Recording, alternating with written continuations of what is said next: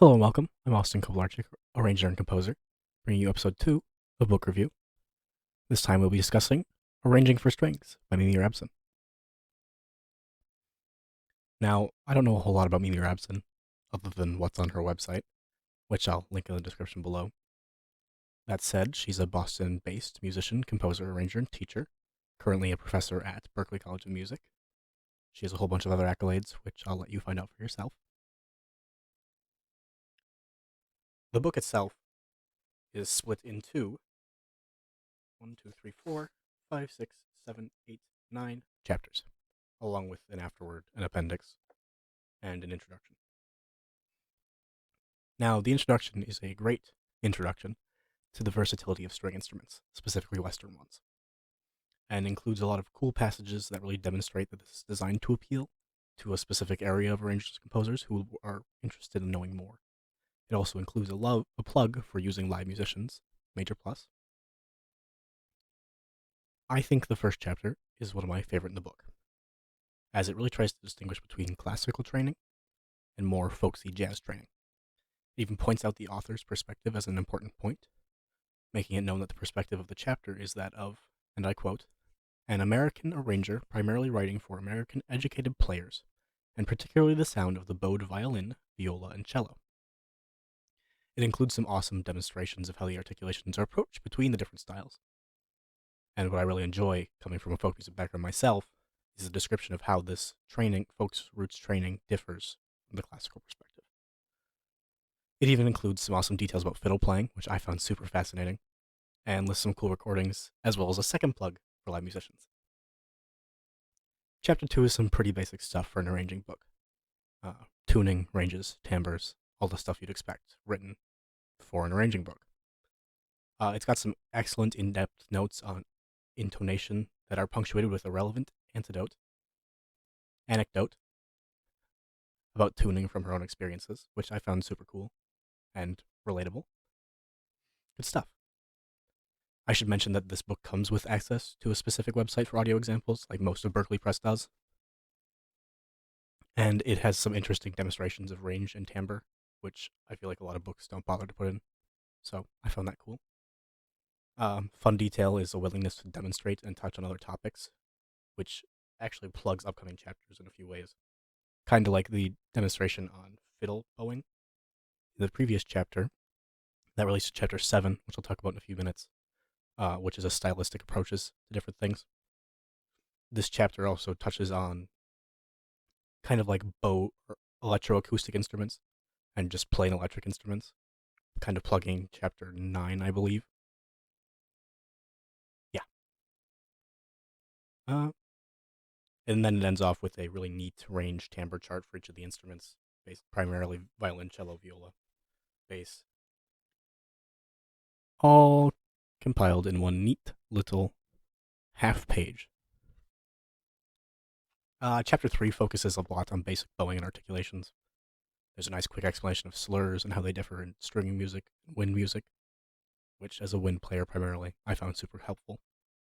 Staccatos, up versus down bows, tenutos, accents, they're all there, all well explained. There's a section on how to choose your articulations for different types of passages, which was helpful. Another awesome section ends up the chapter with a demonstration of a bluegrass bowing technique, which leads straight into the next chapter of standard techniques. So, standard techniques, aka chapter 4, is a lot about standard techniques in mostly the classical perspective. Vibrato, pizzicato, soltasto, bartok pizzicato. There's a nice little aside about having a live conductor if you're using session musicians in the recording studio. Has a nice touch. Clarifies the difference between bartok pizzicato and thumb position for cello and bass, which are very similar looking notations, which I just realized reading that section. There's a great section on bass-specific pizzicato and bass-specific techniques like walking jazz bass lines, slap techniques in folks and roots music, and electric bass slap, which as a bassist myself I found nice to hear about because it's not something that gets a lot of attention in a lot of arranging books. From there, there's trills, tremolos, mutes, harmonics, natural harmonics, artificial harmonics, triple, double, quadruple stops, all kinds of things. Anything you probably are going to need. explains a lot of the upsides of these, a lot of the downsides of them, of every technique, and how to use them effectively with live musicians. It's good stuff. Chapter 5 does a bit more of this with some more modern techniques that I'm not very familiar with, but they seemed interesting and would probably be very easy to implement based on the descriptions I saw. Chapter 6 kind of touches on section techniques, like melody writing and how to double the melody, writing pads, all kinds of stuff. Touches on section size real quick, which I found useful. As I mentioned in the Nelson Riddle review, it's a super useful thing to know if you're working on a budget.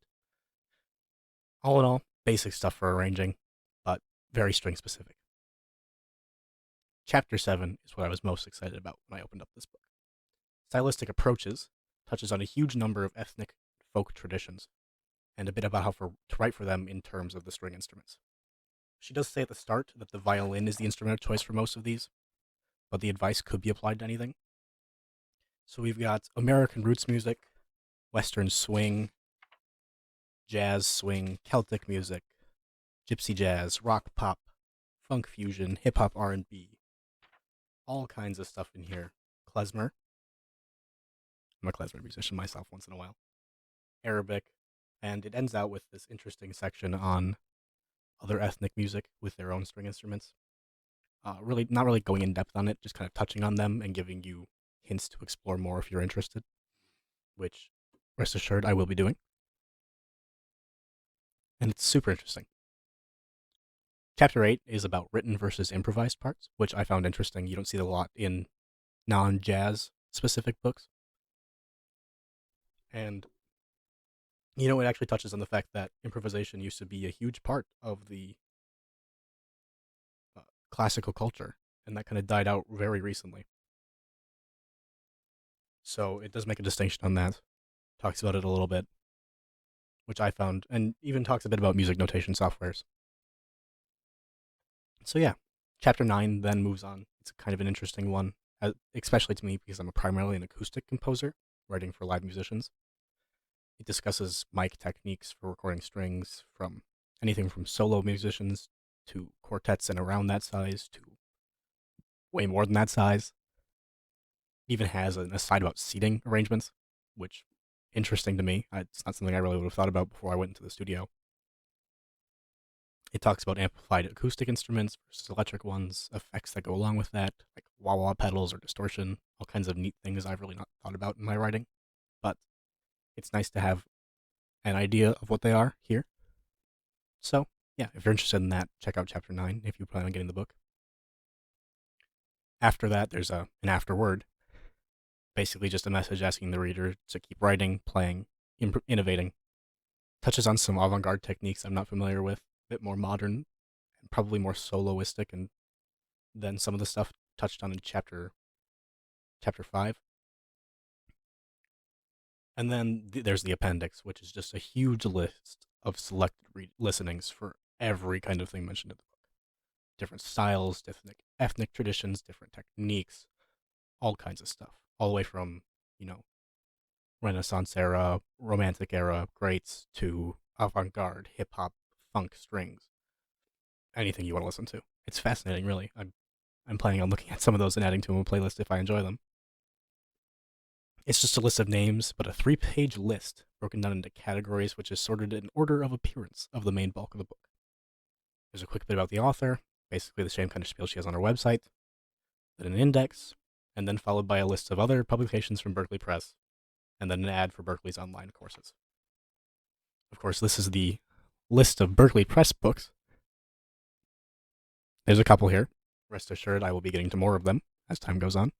I've even got that jazz arranging one sitting around here, I think. And that's it. That's the book. So before I give my verdict, availability. The book is available on Amazon and Hal Leonard. Same price for both, running about $23. American dollars, that is. It's a short book, just over 100 pages. Seems durable enough. I mean, I've had this thing. I've been doing whatever weird things I do to books, where they end up half bent half the time. But that's what happens when you move around all the time. Move around a lot. And, my experiences with the Berkeley Press books are usually pretty positive. They're durable, meant to last, helpful to musicians. So yeah. Now, would I recommend this? Absolutely. As I mentioned a few times now, I come from a more folk-oriented group, for more folk-oriented background, playing in polka bands growing up, playing in a klezmer band at my college. I really appreciate this willingness to touch on folk music that I don't see a lot in other arranging and composing books. I mean, they'll touch on like Latin rhythms, Latin traditional Latin stuff, stuff we'll hear in jazz, hip hop influence such. But it doesn't really go into depth on a few ethnic traditions like Celtic music or klezmer music or Arabic music.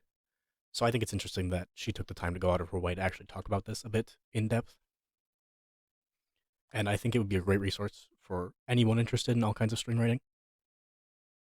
Again, if you're interested, there will be links in the description to Amazon and Hal Leonard, as well as Mimi Rabson's website if you'd be interested in learning more about her. So feel free to do the like and subscribe thing if you're into the book reviews. Like always, if you've read the book or planning on reading it, planning on buying it, feel free to leave a comment. I'd love to hear your opinions. And I'm sure anyone else who's interested in reading these would love to hear, or watching these videos would be interested in reading your opinions. So, comment away. That's all I've got. So, yeah, thanks. I'll see you next time.